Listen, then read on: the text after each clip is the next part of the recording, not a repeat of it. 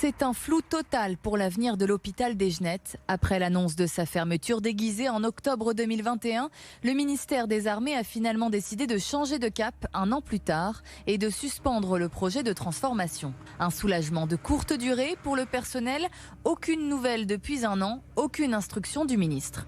Il y a un besoin pour les militaires. Il y a 20 000 militaires sur la place de Lyon. Quand on a dit à Dariussec, quand elle est venue à l'hôpital des Genettes, comment vous allez faire pour soutenir 20 000 militaires ? La seule réponse qu'on a eue, c'est on ne va pas quand même faire une réforme, enfin une restructuration pour moins bien servir les soldats.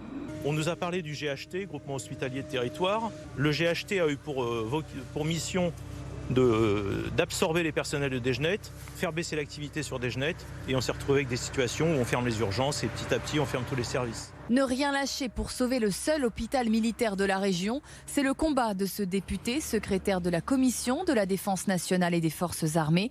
Desgenettes soigne des militaires, mais surtout des civils, 80% des patients. Pour moi, l'enjeu, c'est de faire revenir tout le monde à la raison et de se rendre compte qu'un établissement comme Desgenettes participe à la fois au service à l'égard des militaires, mais aussi de la population, et que tout le monde est concerné et qu'il faut sortir de cette logique, de ce cercle infernal qui réduit des budgets pour réduire des budgets. Les discussions autour de la loi programmation militaire débuteront au mois de mars et détermineront notamment l'avenir de l'hôpital des Genettes.